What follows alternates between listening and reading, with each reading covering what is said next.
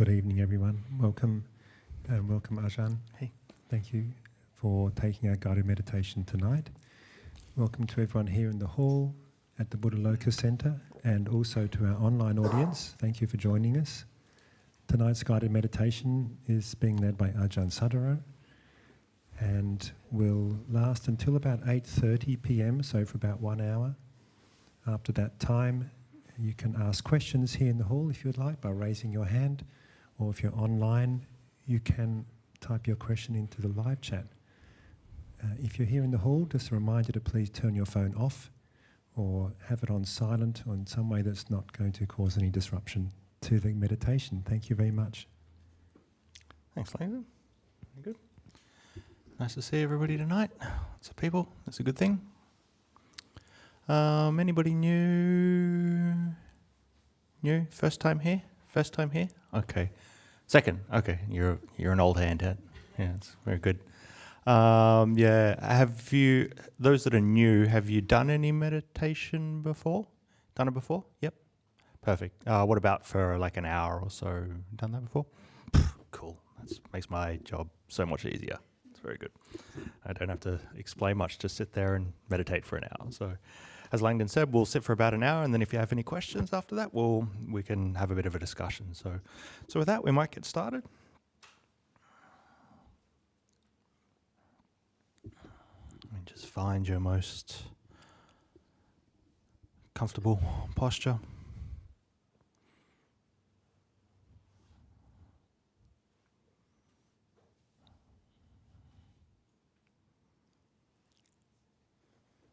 Start to notice all the little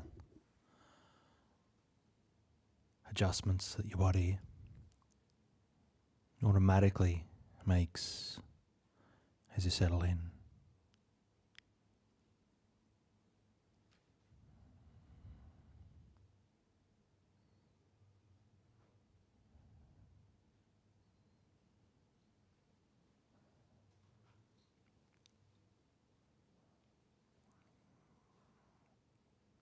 And you can just notice the whole sphere of the body and just take note if you're holding any tightness or tension anywhere.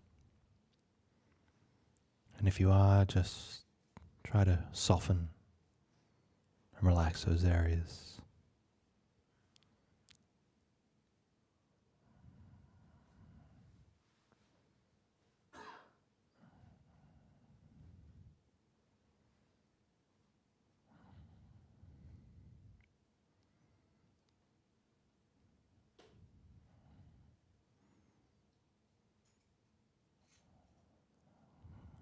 You might have had a busy day, had a lot of things on,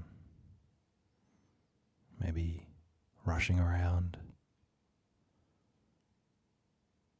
doing a lot, getting a lot of things done.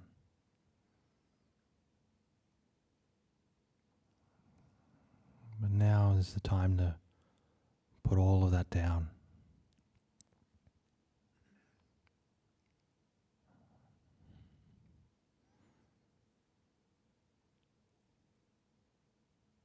We spend the majority of our day trying to do more, get more done, get things done quicker.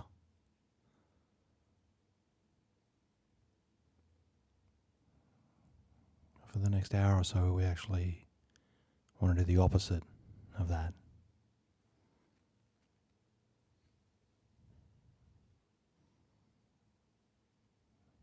We want to let all these things go. We want to stop doing so much.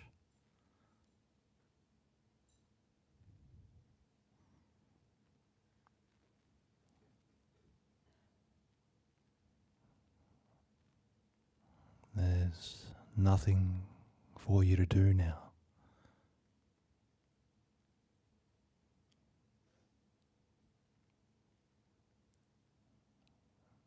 What would it be like if you could put absolutely everything down?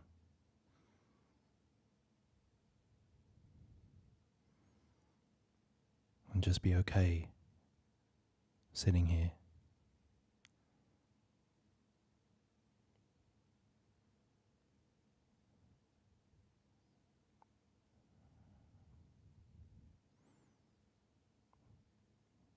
content just to do less and less.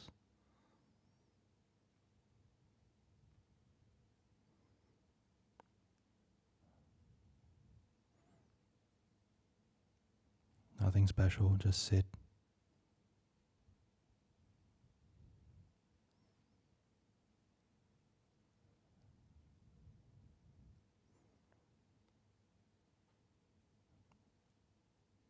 We'll make everything as simple as possible.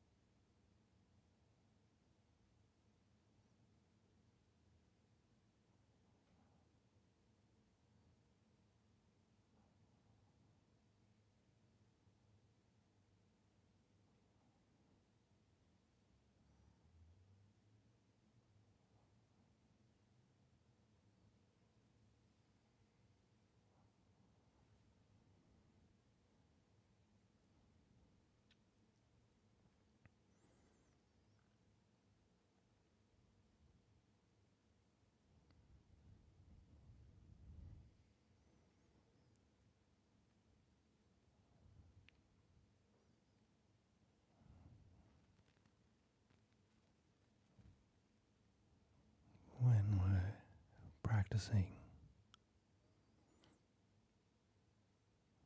We don't have to do a lot.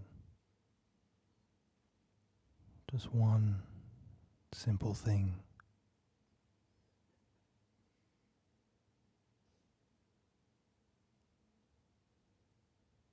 Just keep our awareness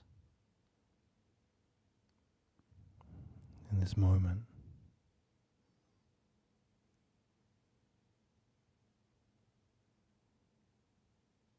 Just one thing.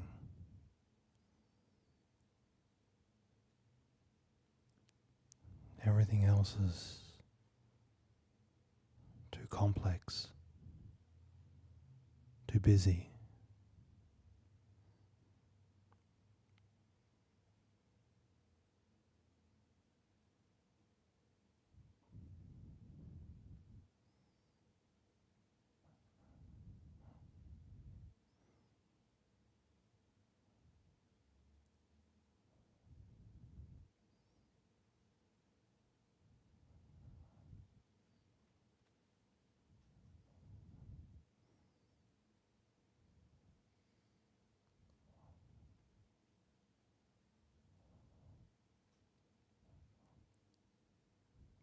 Just keep simplifying until you get down to the most spacious and simple thing. There's no complexity at all.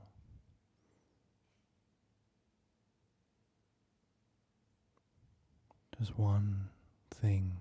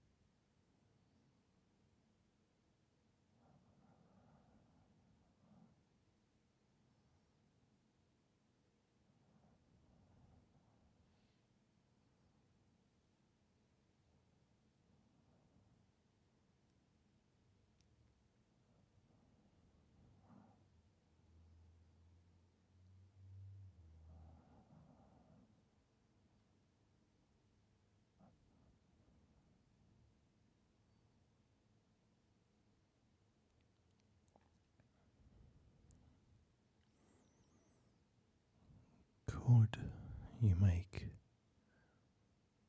your practice any easier?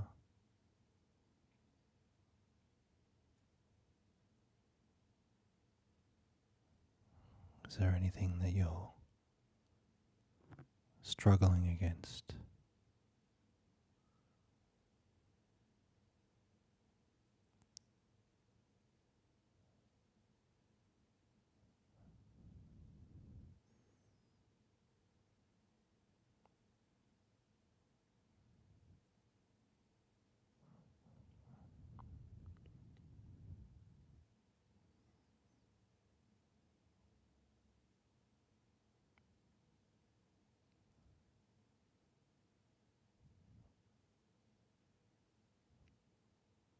Whatever you're struggling against, what would it be like if you just let it all go?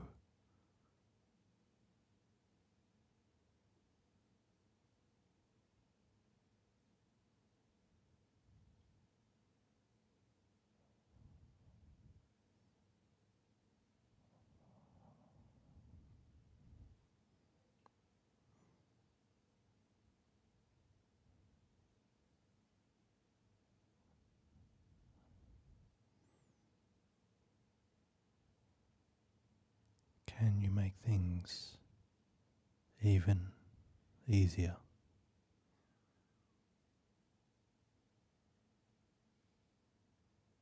Can you do even less?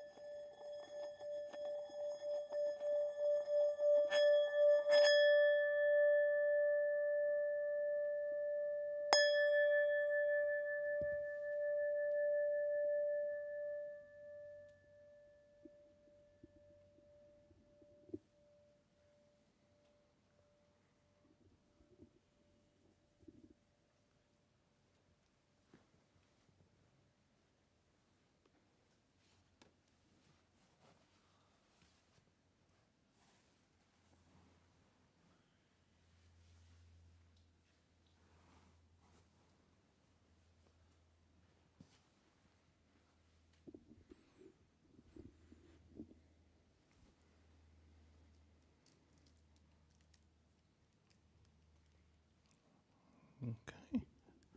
Very nice. Hopefully you had a good sit.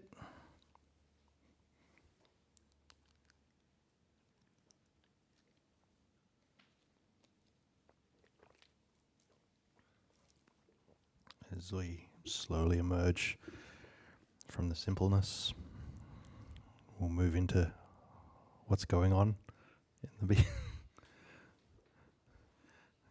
I said drop all thoughts of things that are going on and things that are happening, but now we'll pull you back into the world of things that are happening here at the BSV. Thank you, Ajahn. Tomorrow night, we have another guided meditation with our lay teacher, Sandeep. That's at the same time, 7:30 p.m. And during the week, you have opportunities to further your meditation practice at home via our Discord channel, which you can find out about on the BSV website each morning between 4 a.m. and 6:30 a.m.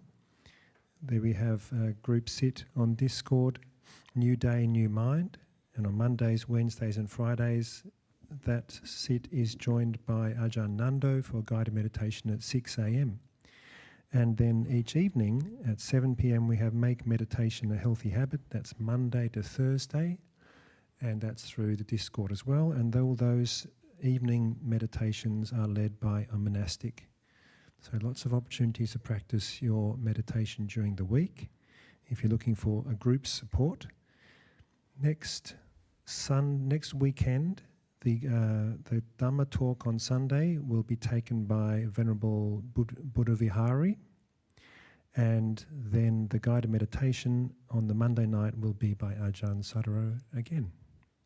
And that all the announcements, except for the just the 10th anniversary of the Newbury Buddhist Monastery, which will be on Saturday the 7th of September. So if you want to find out more information about that, the celebrations will be held at Newbury Buddhist Monastery, and you can find out more on our website. Thank you. If there are any questions here in the hall, please feel free to raise your hand.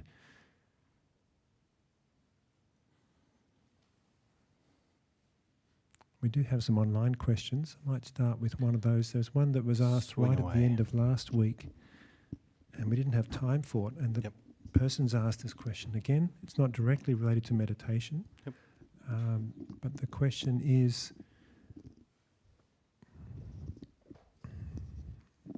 why are people scared to die?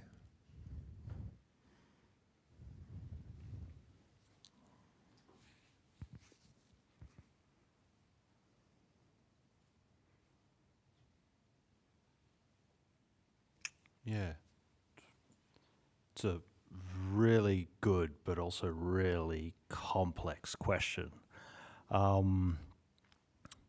There's obviously a whole host of reasons why at least, and look, I can just say for myself, at least this is just what I think. Obviously everybody's going to have different reasonings about this, but this is just at least what I think. From my perspective, I think people are afraid to die because it is just a huge unknown. We don't actually know what we're going into. It's something that we've never experienced before. Okay, if you take on the Buddhist view that you've experienced births and deaths over many lifetimes, but at least none that we can actually remember. So this element is that you're going into something that is totally unknown. I think that's one of the major fears of death. The other one is that you just don't exist anymore. And again, you can take on the Buddhist view of, there's something's going to pass through onto another life, but it's not going to be you anymore. And so there's this finality there that I am gone, that I cease to exist. So that in itself is can be like a huge source of existential anxiety for anybody, is that I don't exist anymore. The only thing that we really possess is existence.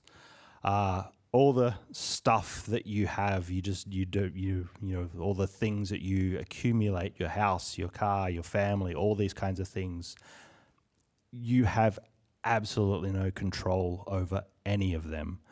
The only thing, you don't possess any of them. These are just appearances in your experience. The only thing that you have is your experience. The only thing that you have is your conscious experience of existence. And that is what goes at death. And so the only thing that allows you to exist will be gone. So obviously that's terrifying. Now, how do we overcome this fear of death? Well, obviously, there's many ways you can practice meditation to prepare for it. Just to bring it up as an object for frequent recollection. You're recollecting that this is just a natural thing. This is something that we all have to go through. This is the most normal aspect of our existence, that at some point our life will end. And in some way we can sort of, embrace the beauty of that within the kind of terror and the fear that it brings up. Things that are fearful can also be extraordinarily beautiful as well. We think about those things that are most terrifying in life. In some way there are actually, like, there's a beauty to them, but it's only when they start to change that beauty turns into a terror. So the beauty of life, eventually turns into this kind of terror because it ceases to exist. So I think if we kind of bring this up and reflect on this, and just to recognize that this is really just a normal thing. This is going to happen to us, and the main thing is it's okay that we die. It's okay that everybody around us dies. It's okay that those that are close to me die. It's okay that the people that I love die, and it's okay that I die. It has to be okay, because it is just a natural process. If we can see this as this process of death as just being okay, it turns from being something that's fearful and terror-inducing to something that's beautiful. So there's many reasons people fear death. That's, at least for me, that's just at least what I think of the reason mainly people fear death. And I think everybody actually does. I've said it before and I'll say it again. I don't think that there's probably some, but I don't really think that there's anybody out there that's not actually afraid of death. Anybody that says that they're not, I don't really believe them. I just don't think that it's happened to them yet, so they actually don't know. It's like, yeah, cool. I'm not afraid of like walruses, but I've never met a walrus. Like, if I meet a walrus, it's like, oh man, that thing is huge and it's got massive tusks and it's coming at me. It's like, that thing's terrifying now. But like now, yeah, walruses don't worry me because I don't have to deal with walruses. It's the same with death. We can say, death doesn't worry me, but like, yeah, you're not dying yet. Talk to me later about that. Thank you, Ajahn. Are there any questions here in the hall? There's one up the back. Yeah, just one moment. Somebody is double parked in the car park and you're blocking. Do you have a license plate? I think. Okay. No, do you know what the car is? Okay.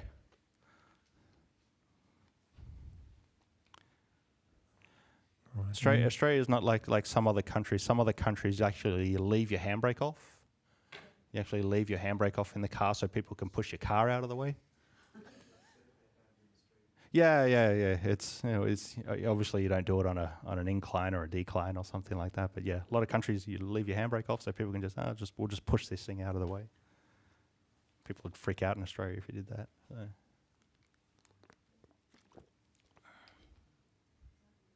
Other than car parking issues, are there any other questions in the hall?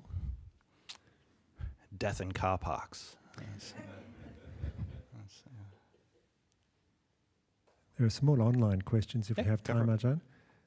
Dear Ajahn, could you offer some words of advice for one who is now dispassionate and disillusioned with the five sense world, but has yet to find the bliss and joy of meditation?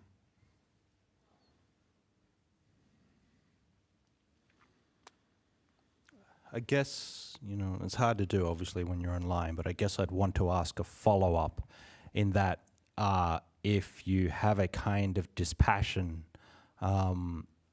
towards anything in the sensory world, is that a kind of negatively valenced response to things in the sense world? Is there a kind of aversion to the senses? And if there is, this is the thing that is coming up.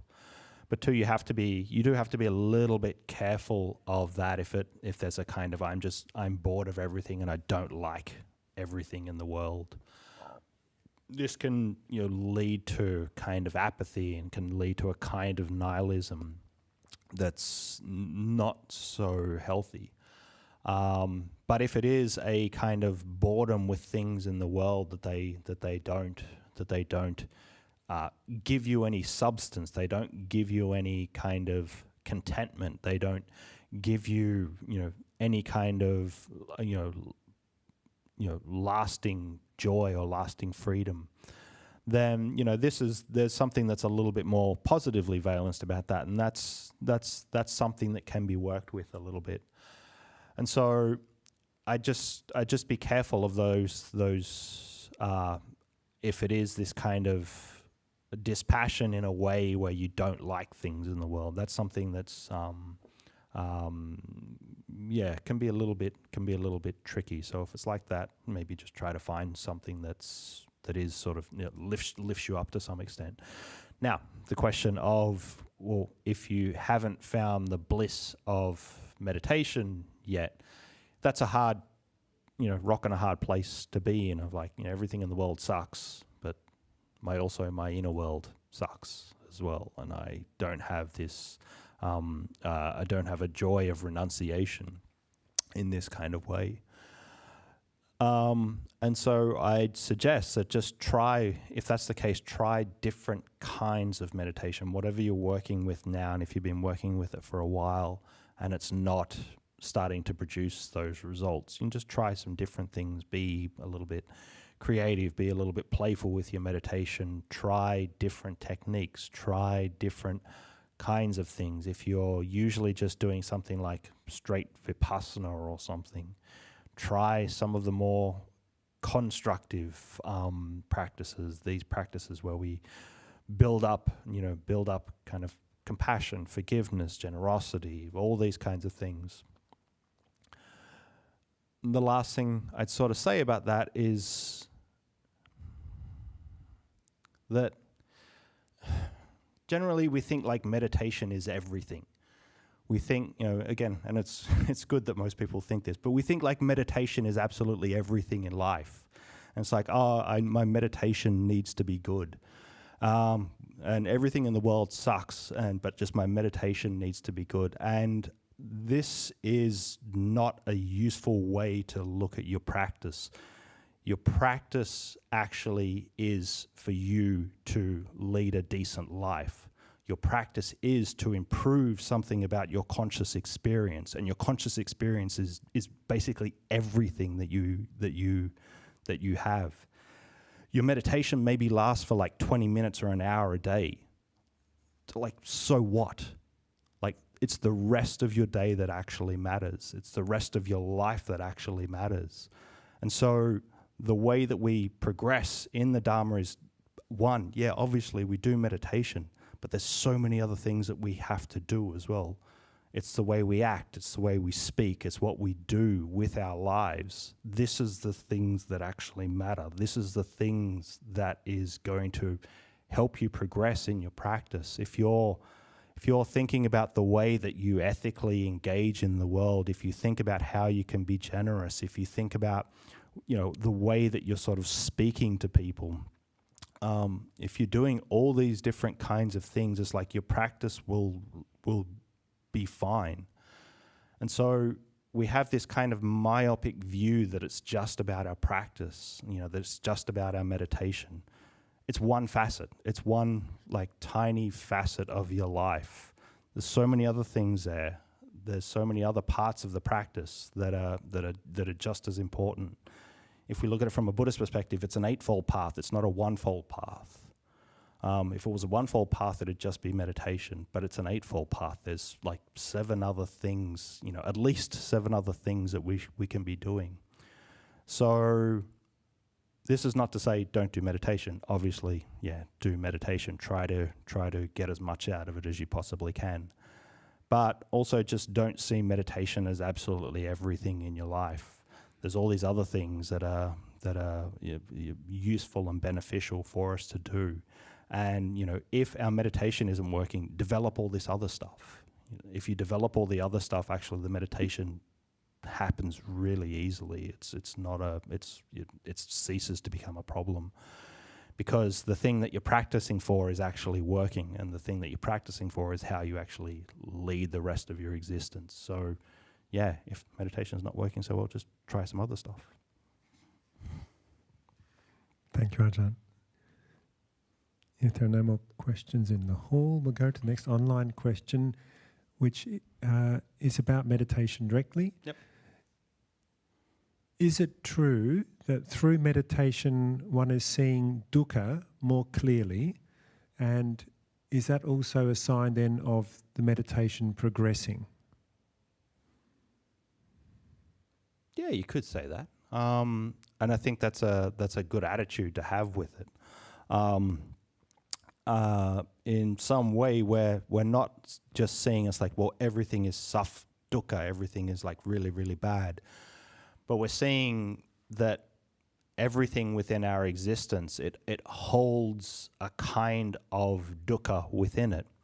So what I mean by that is that, everything that isn't a kind of like stillness and a kind of freedom, it has this somewhat of like kind of an agitation to it. So even things like, joy, the joy of meditation, from meditation, the happiness from meditation, once your meditation starts to progress, you even start to see a kind of dukkha within that joy and in that happiness, because there's a subtle kind of agitation there. And this subtle kind of agitation is dukkha. You drop these things and you can drop into more of an equanimous stance. But an equanimous stance can also, in some ways, feel like it has some kind of very refined dukkha within it.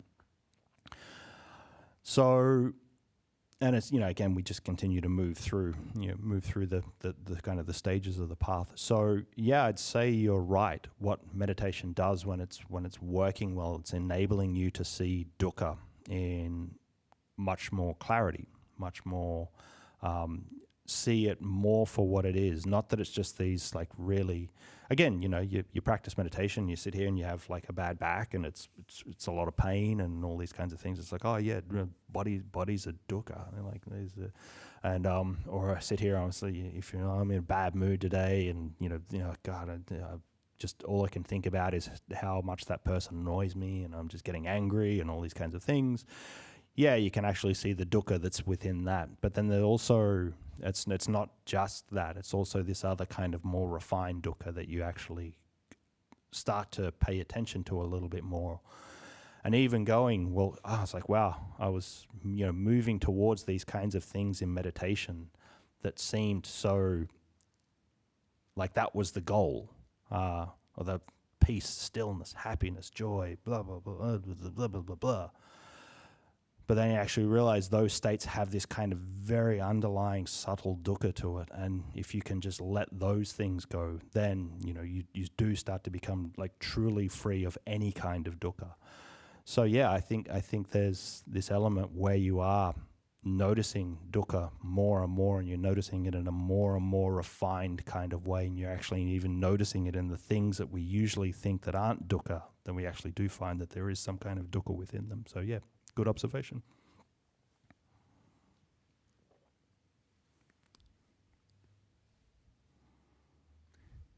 There are quite a few online questions. We have 2 more online questions, Ajahn. Yep. So I'll just jump to the last person's question, just to share them around.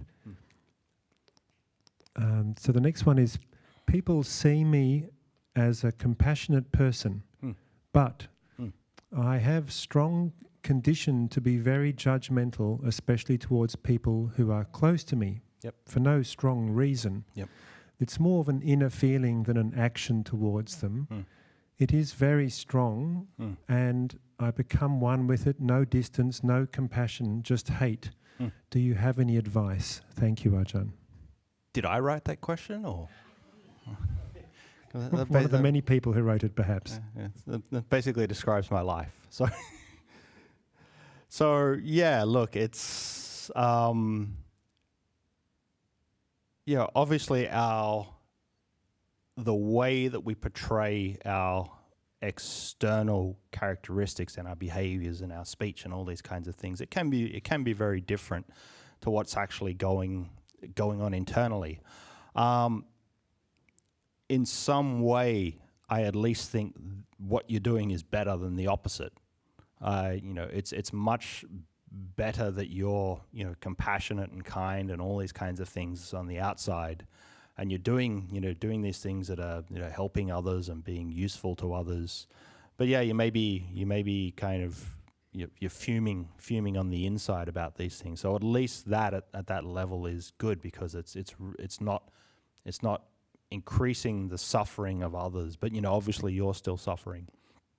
The good news about this is that you can actually get some freedom from it. It's not like I think if you're honest with yourself, it's not like all the time that you're judgmental, and it's not like all the time that you have this kind of contempt and sort of hatred for others. If you really were like that in this kind of full-blown way, then you'd actually act that way. So there's this element there where it's like you're not fully like rotten to the core. That's how I justify myself. It's at least it's so but so there is that element there where it's like you do have compassionate tendencies. It's just that the kind of the judgmental, the critical, the contemptuous, the arrogant, the cynical, the kind of, you can tell I know all the words because it's me. All that sort of stuff. It's just something that you notice because it's like maybe you are actually like practicing okay, and you're noticing these things coming up, and you're realizing that, well, this is probably not something that's useful for me. So there is this way. It's like, again, you continue to like do these kind of compassionate things on the outside, and you just have to keep working with it. You have to keep sort of working with it and trying to balance those things out.